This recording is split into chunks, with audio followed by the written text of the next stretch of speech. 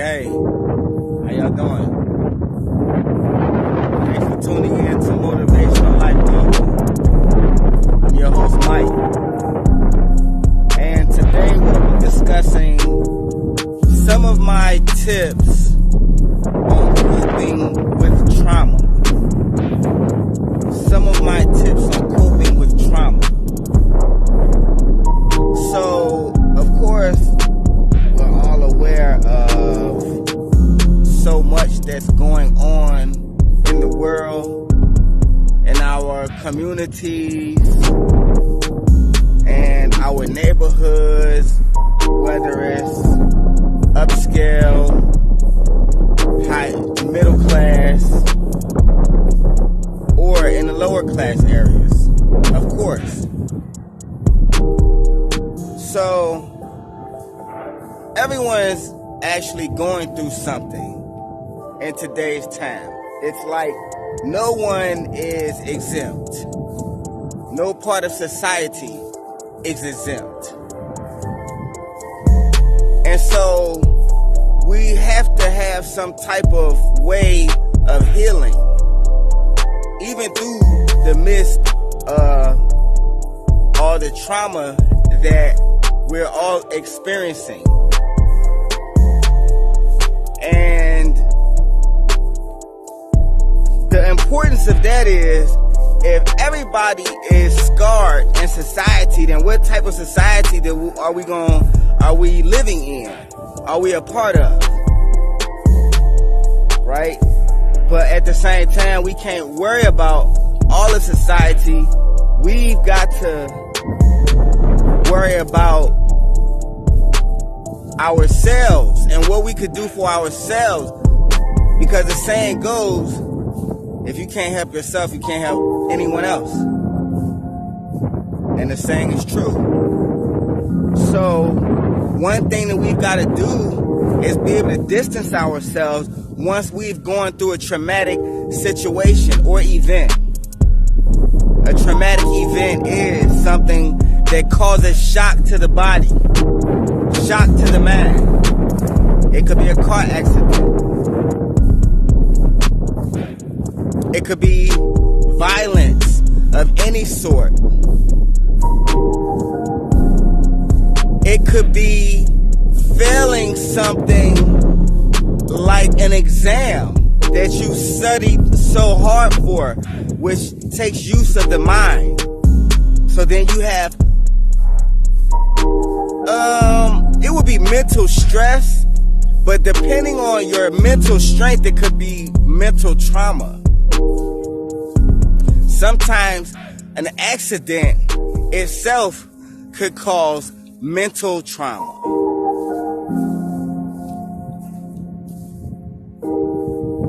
A slip and fall, a concussion, mental trauma. So what we have to do is also mental trauma, a traumatic memory. You may have seen something traumatic and it left an effect on you mentally. You may have seen a car wreck. You may have seen the aftermath of the car wreck. You may have seen a shooting. You may have seen the aftermath of a shooting. You may have seen a hiking accident. You may have seen the aftermath of a hiking accident.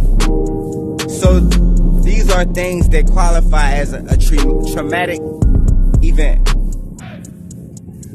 And the thing that we've got to do to get over trauma is to come to the realization that you just went through a traumatic event and somehow survived.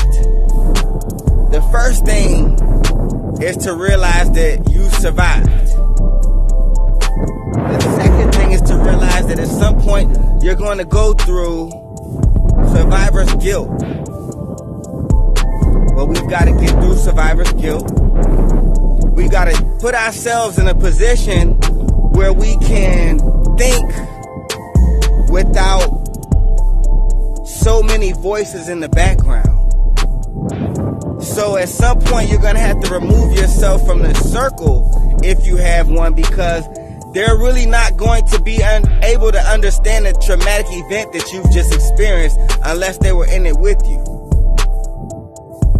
As much as they might want to help or assist, it's almost not going to be possible without professional help or without God. When you have outside assistance, it's like luxury. But the core of what you need is within yourself. So you got to take some time to yourself and remove yourself from the things that you're used to, the environment that you were in, that you experienced the shock in. Because what happens is the trauma. You have to remove yourself from the environment that you experienced the trauma in. Because the trauma brings shock to your body. It brings shock to your mind. It's like the body and the mind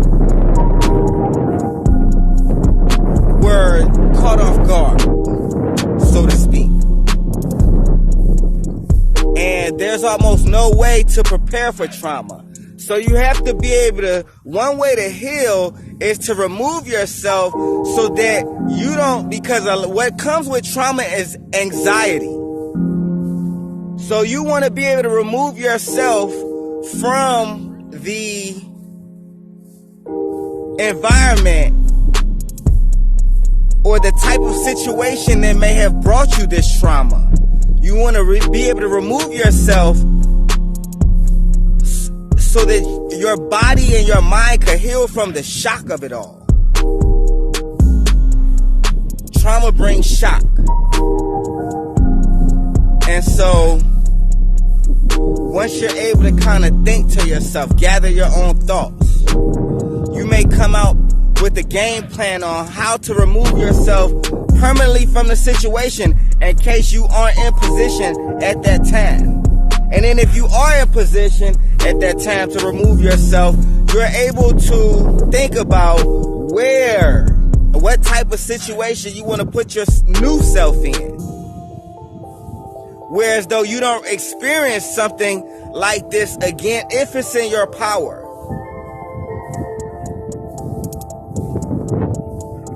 If it's not in your power, say it might have been a car accident or something and you can't stop driving, so you just have to kind of like get back on the horse and keep going. But there's a process to getting back on the horse to keep going. The process are steps of healing, and another one is to renew your mind, to sort of start thinking and listening to something different. That things that'll bring you positiveness on the inside, things that'll make you feel positive, things that'll get you motivated to get up every day and get out every day and work towards your mental therapy every day and work towards your physical therapy every day.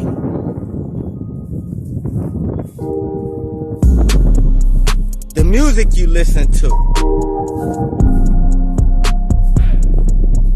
the content that you watch, the streaming content that you watch.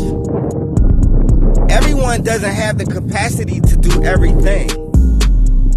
So we have to stay within our capacity levels, because only you know what you produce on the inside.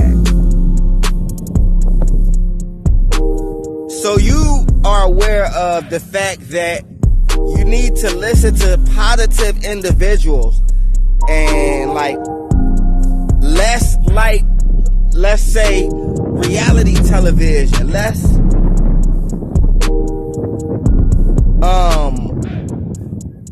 reality music.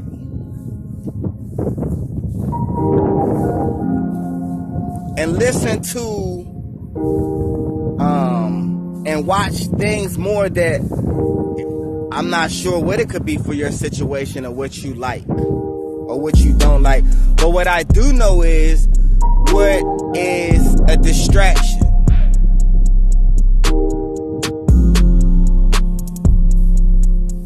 And so I'm just trying to steer you out of the way of listening to and watching distractful content that is not therapeutic for your mental healing. Everything is about mental healing. The next step, get to know God in some capacity, in whatever capacity that you can start at. Get to know God. God has so many characteristics and personalities. Individuals think that they have to wait until they're an old age or wait until they become a nice person, a nice to the earth, a nice-hearted individual, when in fact, God has so many personalities that God's going to accept you where you answer your call at. The phone hasn't stopped ringing, so you have to really start to just pick up. And it doesn't take you to get right with God. There's no such thing as getting right with God. You've got to know, if you're born and you get to wake up the next day, you're right with God right there. So it's time for you to get right with yourself, and the things that you're trying to accomplish mentally and physically is going to take the power of God.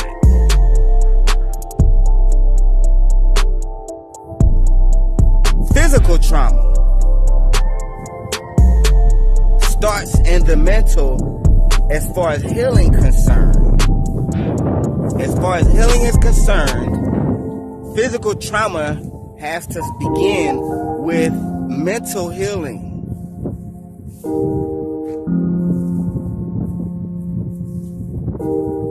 And so with mental healing is a renewed attitude, a realistic attitude about what you've just went through and what your options are as far as surviving. There's a lot of, I said, violence going on in America, in this country of America. There's a lot of violence going on in other countries. There's a war going on.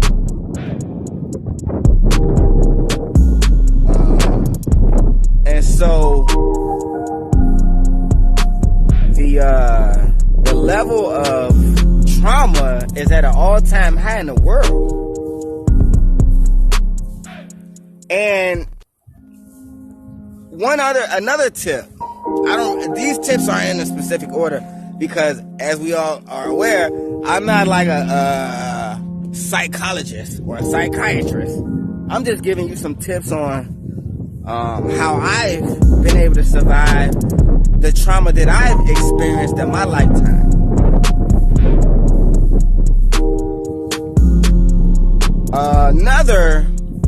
Another tip I would say is you gotta stay away from individuals who have not meant you any good in the first place, in the beginning of something. That don't feel like your traumatic situation is gonna make an individual have some type of sympathy for you, and then you're gonna be able to go to them for some type of assistance mentally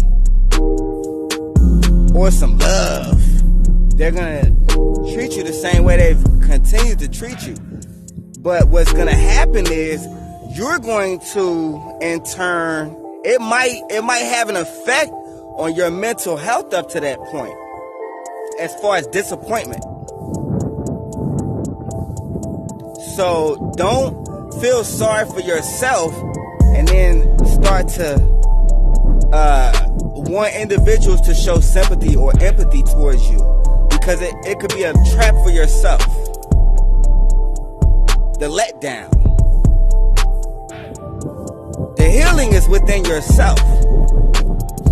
The healing is what you let into your system. Your gateway. What's your gateway? You gotta be able to locate your gateway and say, okay, if I watch this or do this or entertain this, or if I'm in this crowd or in this circle, if I go to this event, these things are going to affect me. They're going to affect my anxiety level. Your anxiety level is like a cast. You've got to keep it safeguarded until the healing, and then you can take the cast off.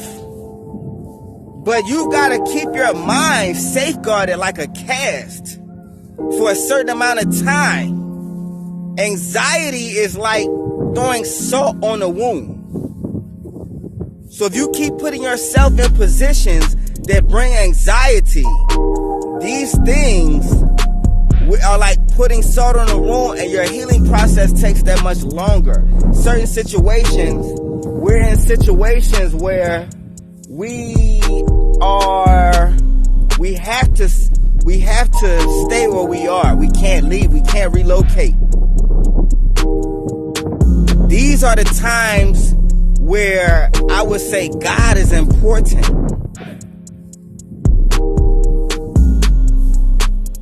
These are the times I would say God, your relationship with the Father who created 100 billion galaxies, 100 billion universes, is important. God is your protector. God is your cover. God is your refugee. So it's important that you understand that the traumatic situation you went through, at the point of you being alive, is due to God. So you've got to kind of go to God and ask what the answers are. Everybody's traumatic situation is unique. It's different.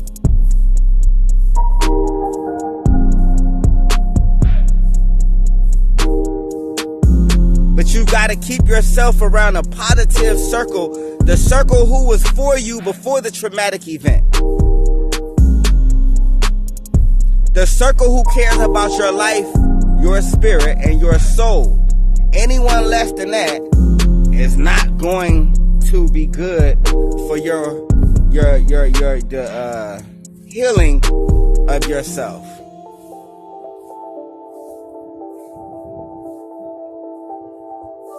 Your anxiety level will always be high. You want to keep yourself around individuals that you can trust. And if you don't have anyone that you can trust, yourself is the first one that you should be able to trust over any and everybody. Yourself. And that's cool if you just keep yourself around yourself. As long as you know you can trust yourself.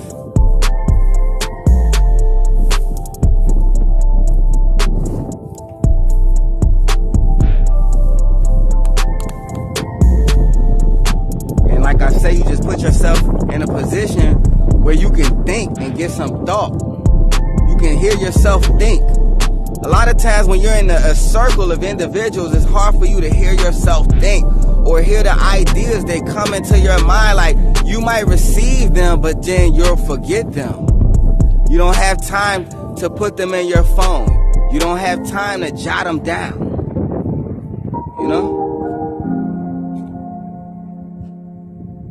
You put yourself in a position where you could just think somewhere different.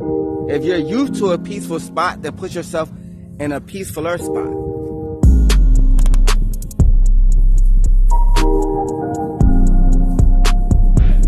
So these are some pre-tips of how to get through trauma, the healing, change your environment, separate yourself for a little bit, take a separation like a vacation from the individuals that you're dealing with for a little while, so that you could just free your mind, just get some different thoughts and put yourself in a different position. It's necessary for your healing so that you begin to find out who you are and what you need. The mental bandages that you need. You might need mental bandages. A lot of trauma that individuals go through, I haven't even really got into the physical part, not the physical part, but the professional part of, sometimes you might have to go talk to a professional. A lot of times we feel like we don't want to tell strangers our problems, but to be honest with you, a stranger might be the most potent person that you can talk to, because of the fact that individuals that you know might judge you. They're not professional. They don't know how to show empathy and sympathy. A professional does, but what a professional doesn't hold back is emotions. They've a lot of times not been through the life that you've experienced. A lot of times you're beating a dead horse when you're talking to an individual who's been through a battle or war, and you're like, you've been wounded. It's like, okay, like I'm blessed to be alive. Like, I'm standing here talking to you. So sometimes this type of advice is, you need a little bit more, and you got to be able to understand when it's time to when you've exhausted all possibilities, and you might just need to talk to a professional. But what you do is, you don't talk to any professional. You have to research the professional that you talk to. You have to look and see what their record is, as far as their reviews and things of this nature, and do they have any lawsuits against them, and what do the individuals that they've counseled have to say about them and their services. So you've got an option, a network of options professionally that you could use as well. And a lot of times we need to talk to professionals. The individuals who we talk to in our personal lives sometimes scar us. And it's not on purpose, unintentionally. They just, like, we've all been through something, so they didn't talk to anybody. So we can't get mad at individuals who don't have the professional license to help us. We've got to go to the individuals and take an opportunity to say, okay, I'm going to talk to somebody who isn't going to be able to go back and spread my business in the neighborhood. I'm going to go and talk to somebody who isn't going to be able to go and spread my business at the job. I'm going to go and talk to somebody who isn't going to be able to spread my business in the family. Sometimes these types of things are needed, but we're not always aware of this because of the culture that we grow up in. And so we look down on going to talk to somebody about our personal business and not being able to get through it. But what goes on is a continuous cycle of mental trauma that is harder and harder to get into because there are levels to trauma. And sometimes a traumatic event, the second level doesn't hit you for a couple of months. And then you're wondering what's going on. Like, your life is you're going through a lot. Your anger level is up. Your anxiety level is always high. So you're always on the combat, on the lookout. So it's sometimes good to go and talk to a professional if you have the insurance, if you have the job, to be able to have the insurance to be able to talk to someone. If you don't have the job or have the insurance, then this is where God comes in. That God comes in at every level. But what I'm telling you is, God comes in certainly when you only have yourself. A lot of times when you do get counseling, you'll go to God as well. When you're not in counseling and things of that nature, you'll start to have a clearer mind, and you'll go to God. But sometimes you can't afford counseling. So that's where God comes in at, because God gives you sense and common sense. God is counseling. God created the counselor.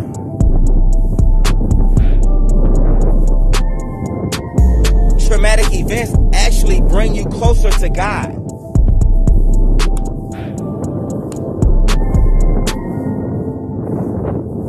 And so, like I say, it's just a lot of violence going on, and we got to learn how to be healers to ourselves and healers to those around us, because we all have responsibilities, and traumatic events don't always go away mentally, but you're able to compartmentalize, and that's important. Alright, y'all.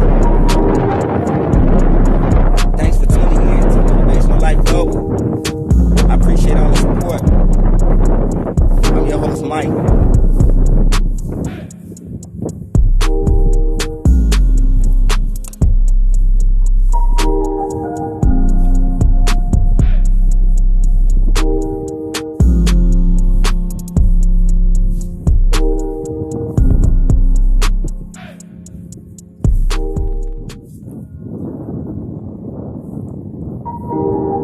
Motivational Life Global.